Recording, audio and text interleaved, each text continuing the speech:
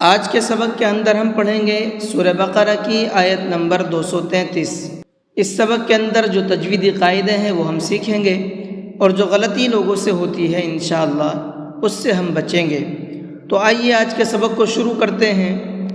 اعوذ باللہ من الشیطان الرجیم، بسم اللہ الرحمن الرحیم۔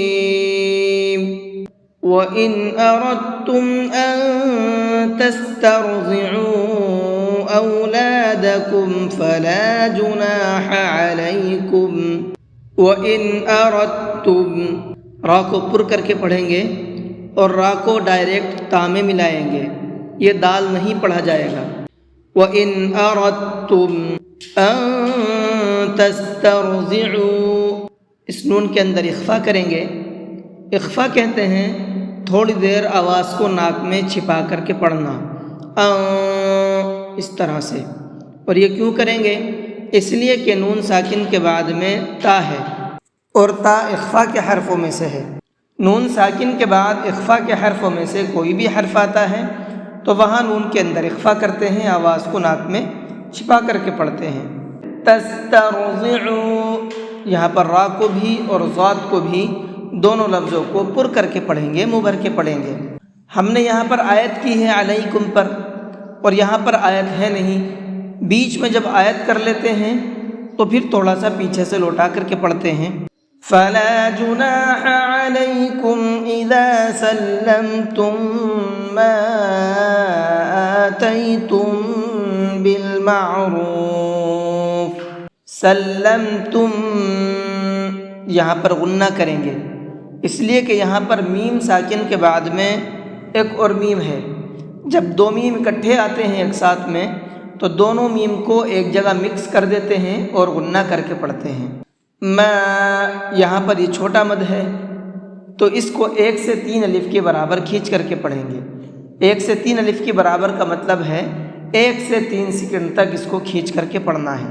آتیتم بالمعروف، تم یہاں پر بھی غنہ کریں گے، اس لیے کہ یہاں پر میم ساکن کے بعد میں با ہے، اور میم ساکن کے بعد میں با آتا ہے تو وہاں پر غنہ اور اخفا دونوں کر کے پڑھتے ہیں۔ وہ کس طرح سے کریں گے؟ آتیتم بالمعروف واتقوا اللہ واعلموا ان اللہ بما تعملون بصیر۔ واتقوا اللہ، یہاں قاف کو منہ بھر کے پڑھیں گے اور اللہ کے لام کو بھی منہ بھر کے پڑھیں گے، اس لیے کہ اللہ کے لام سے پہلے پیش ہے، اور اللہ کے لام سے پہلے پیش ہوتا ہے تو اس اللہ کے لام کو بھی منہ بھر کے پڑھتے ہیں۔ وَاعْلَمُوا، عین کو حلق سے نکال کر کے پڑھیں گے اور اس چھوٹے مد کو 1 سے 3 الف کے برابر کھینچ کر کے پڑھیں گے۔ ان اللہ، اس نون کے اندر بھی غنہ کریں گے اور اللہ کے لام کو یہاں پر بھی منہ بھر کے پڑھیں گے۔ یہاں پر اللہ کے لام سے پہلے زبر ہے، اور اللہ کے لام سے پہلے زبر ہوتا ہے تو اس کو بھی پر کر کے پڑھتے ہیں۔ بصیر، صاد کو منہ بھر کے پڑھیں گے۔ تو یہ آج کا سبق بھی الحمدللہ آپ کا مکمل ہو چکا ہے۔